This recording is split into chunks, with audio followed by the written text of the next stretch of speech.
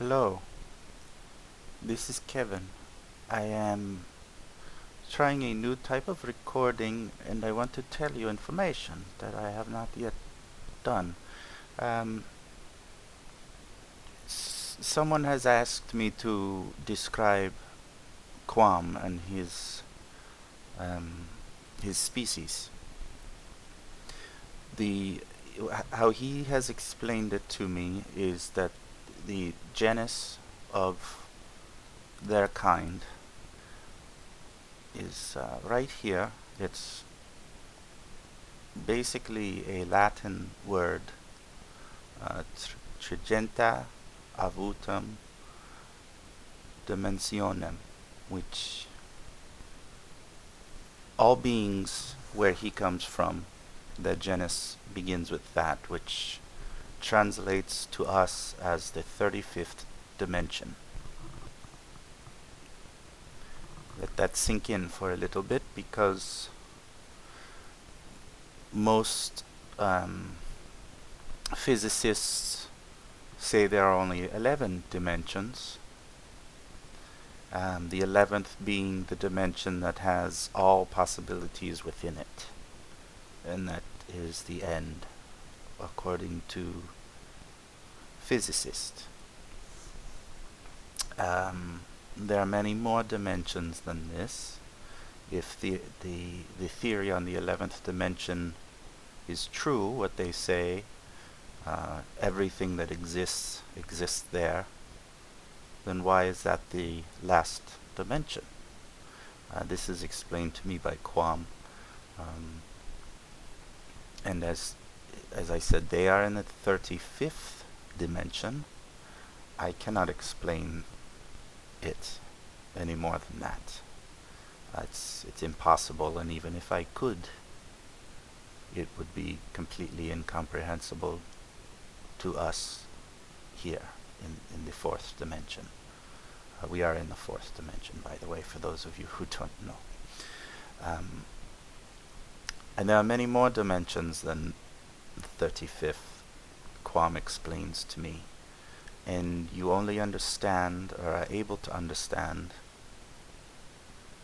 any dimensions higher than the one you are in currently if you somehow transport to another higher dimension. For example, Quam has the ability to take me to where he comes from, the 35th dimension. When I am there, it is understandable, it's explainable. I can have discussions about it. The instant I return to the 4th dimension, everything except my knowledge of the 35th dimension's existence, everything else is gone. I cannot explain it any better than that. I don't know if any of you have ever read the book Flatland. It's about the 2nd dimension, I believe, and its beings are merely shapes on flat pieces of paper, and they cannot comprehend our dimension, but we can see their dimension because we can look down on it. We can look down on their flat dimension, but they don't even know we exist. If some way they could enter into our dimension, they'd be like, oh, okay, now I get it, as they look down onto their old dimension. But once they go back to their dimension, they are unable to comprehend it, as am I. So that is their genus, and genus and species is like we are genus Homo, and our species is sapien. Their species is this Latin word Latin words, tenor catenam, which I don't understand this at all. I can understand the 35th dimension as the genus, but tenor catenum translates to chain far away. I have no idea what that means.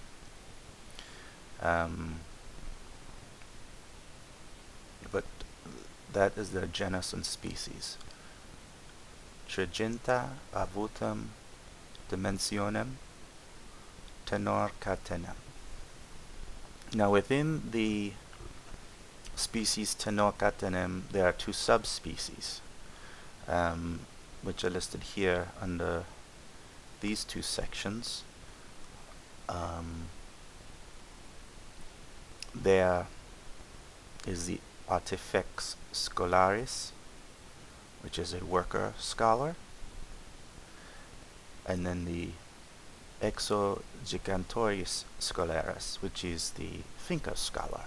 This is what Quam subspecies is. He is a thinker scholar, and others like him. There are others like him, and then there are the worker scholars. Now this is not a hierarchy. They are all equal. They all have their job that they do. They accept it on both sides. One is not better than the other in either of their eyes.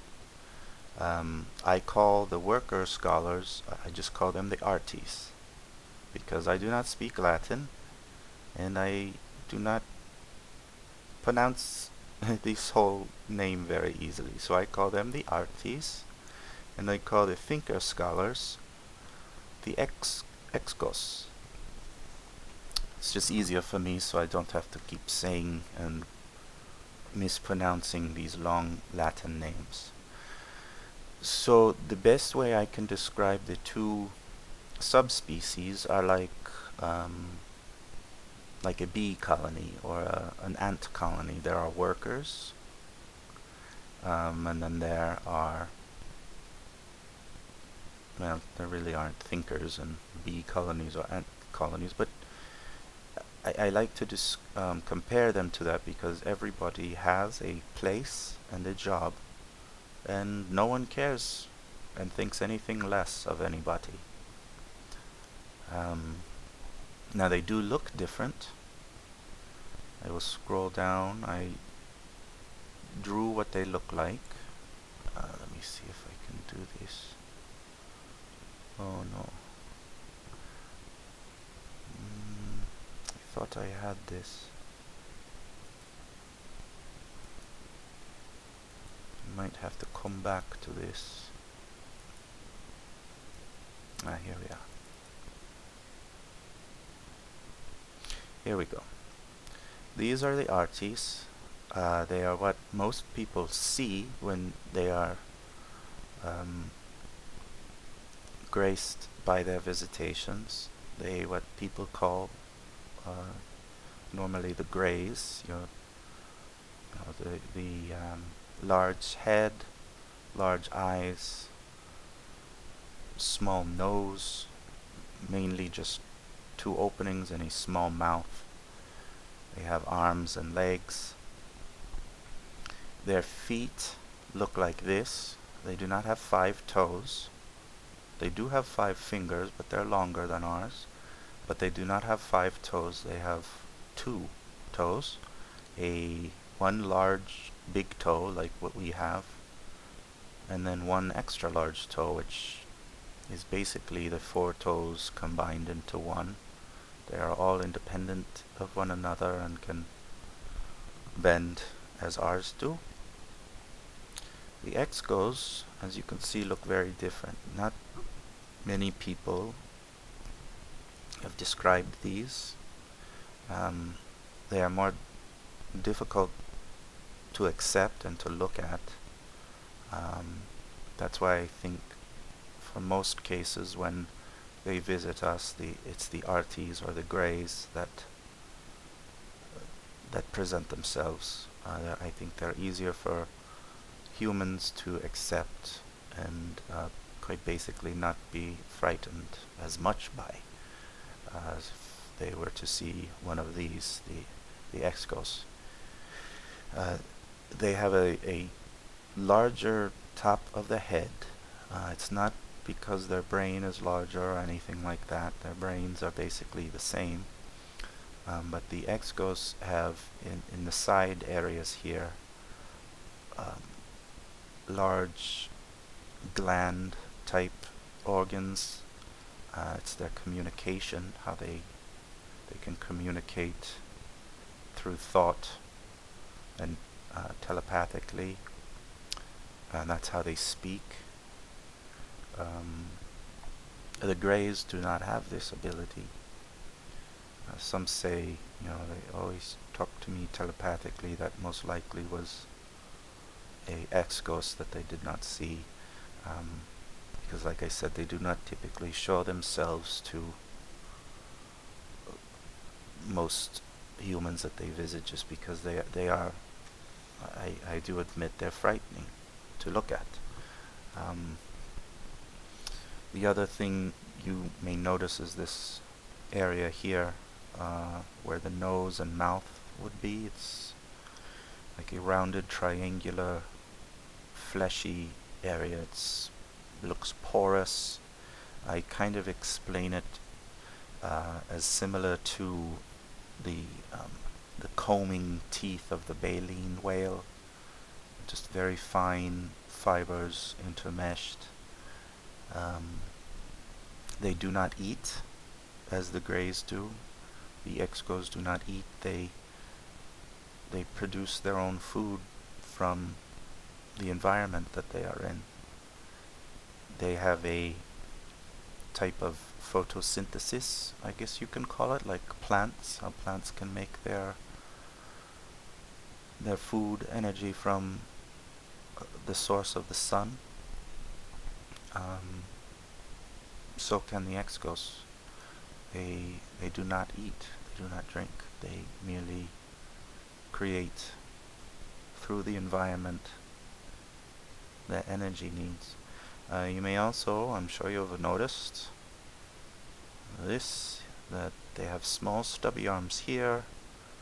Their legs look like legs, but their feet are more saucer shaped. Now, these beings, whereas we're mostly carbon based, they are both carbon and silicone based. These small stub arms can extend into very long reaches. I've seen them stretch 50 feet. Their arms can do this, their neck can do this, and their legs can do this. And these stubs on the end of their arms can also transform into different shapes depending on what they need. They could make it look like a hand with 5 fingers, 8 fingers, 10 fingers, 2 fingers. They can basically make any shape. They can make scoops if they need to scoop something, a claw type thing if they need to lift something. And they're very strong, even though they are very, very thin. They are very strong, and they could extend to